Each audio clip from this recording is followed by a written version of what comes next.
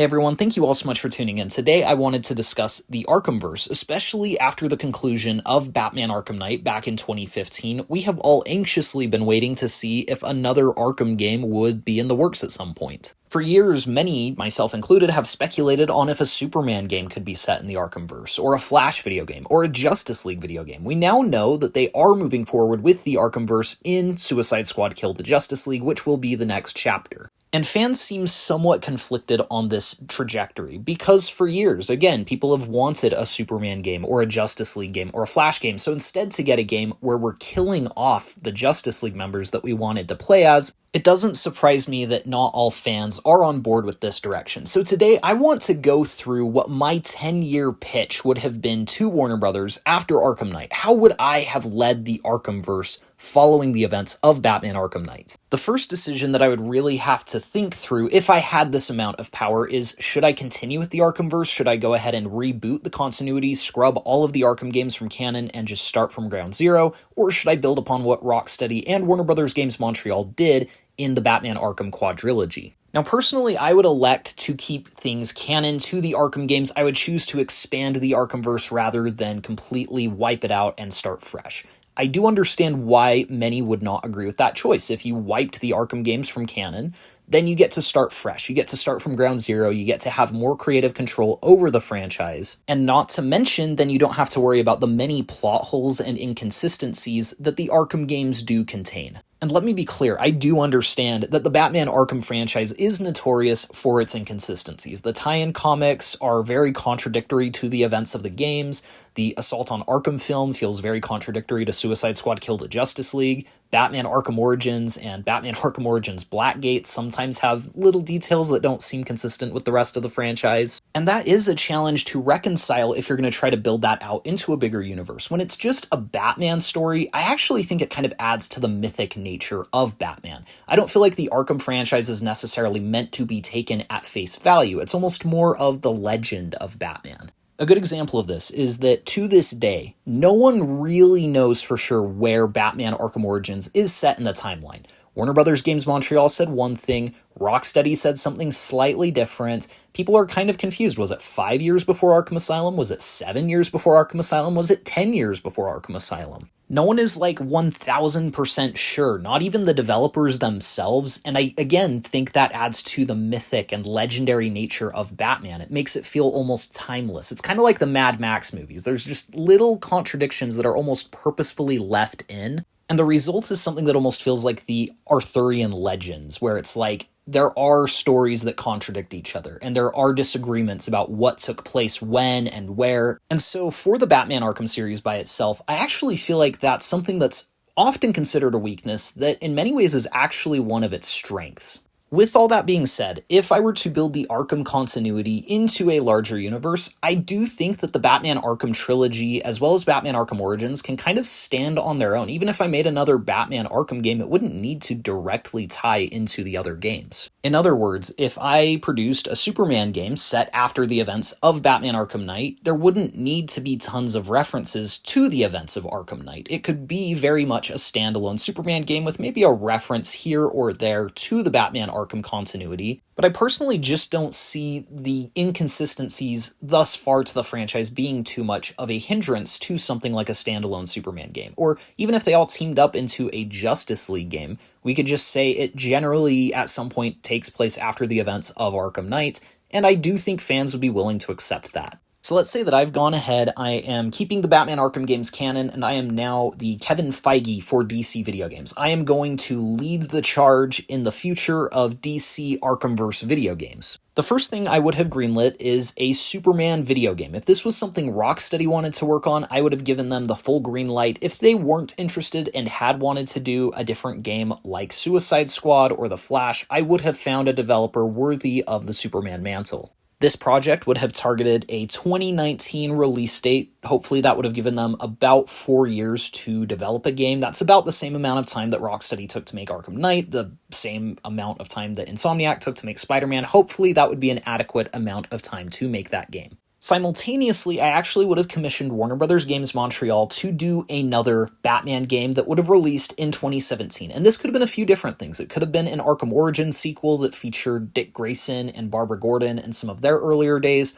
or it could have been an Arkham Knight sequel similar to Gotham Knights, just set within the Arkhamverse. Or even if they'd done an Arkham Knight sequel that was a game where you played as Nightmare Batman and you were using the Scarecrow Fear Toxin as one of your gadgets, that could have been an interesting way to take that game as well. 1 year after the Superman game, in 2020, I would have released a World's Finest game, which would have featured dual play and Batman and Superman as primary characters. They would have teamed up to face off against Lex Luthor and maybe one or two other really cool villains. It would have had a handful of side missions, and this could have been set within Metropolis or Gotham, or a mixture of both. And it also would have featured a side mission where you as Batman and Superman went and recruited other members of the Justice League. The next big game would have targeted 2023, and it would have been a Justice League game. Now, I know that this sounds like it doesn't give the developers a lot of time to actually work on these games, but remember, this would be 2 or 3, maybe even 4 different studios working on this continuity, and so they would each have adequate amounts of time.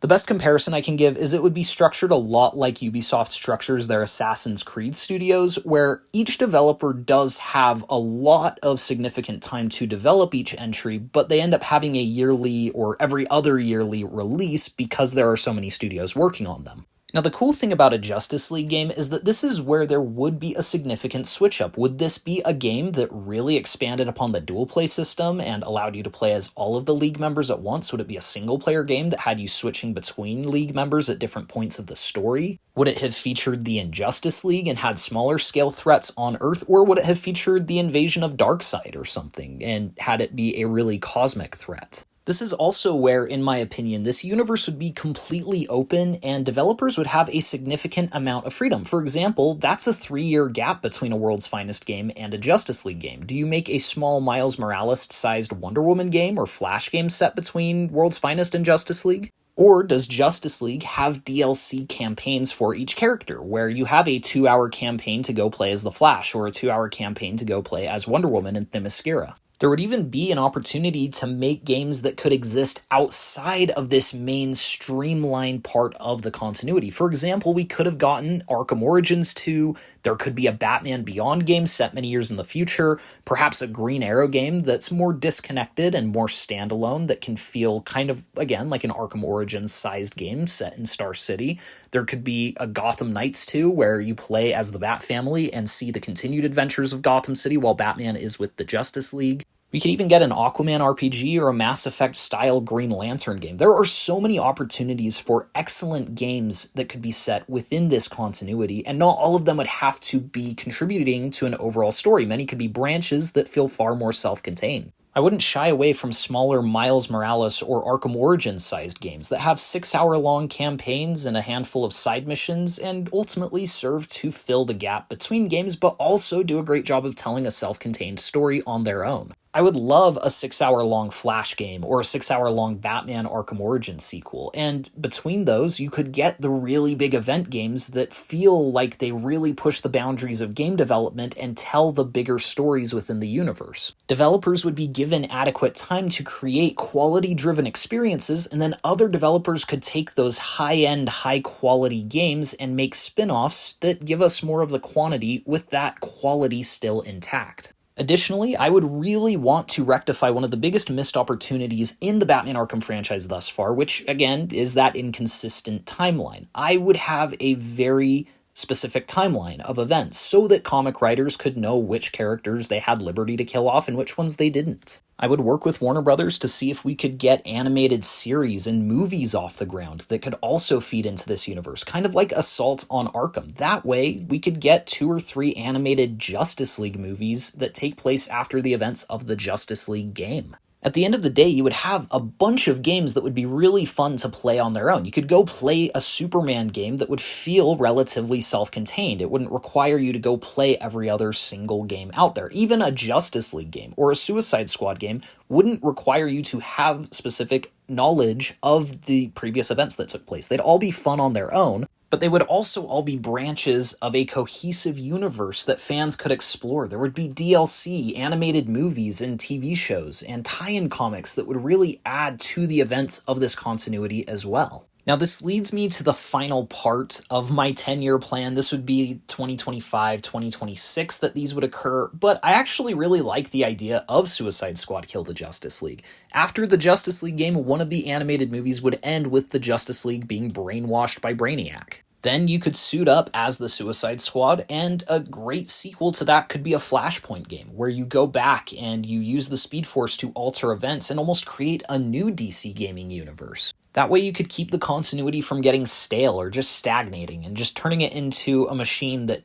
pushes out a new Justice League game every 2 years and a Batman or Superman game on the off years. There would be an opportunity to switch genres up, switch up voice actors, switch up character designs, and give new developers a chance to put their own creative twist on this universe. There could have been Elseworld games. We could have seen a Flashpoint Batman game. We could see a Batman Beyond game, like I said. But in any case, whoever picked up the reins after I was finished up and took it wherever they wanted to, I think that this would be a direction that as a fan I would be ecstatic about. If there was a consistent new DC game to play with a new character that's been a fan favorite in the comics, I would be over the moon. And don't get me wrong, I am excited for a lot of aspects of Suicide Squad Kill the Justice League. However, I would have loved to have seen a little bit more in terms of other characters that I wanted to play as. It would have been really cool if the Arkhamverse had spawned Superman games and Green Lantern games and Flash games and Wonder Woman games, and maybe it still will. James Gunn has mentioned that there are no plans for Suicide Squad Kill the Justice League to be the final entry in the franchise, but I also think it's a fair question. Was Suicide Squad Kill the Justice League the correct next step? Should Warner Bros. Games Montreal perhaps have been working on even one game that could have been separate from Gotham Knights, that could have filled the gap between Arkham Knight and Suicide Squad Kill the Justice League?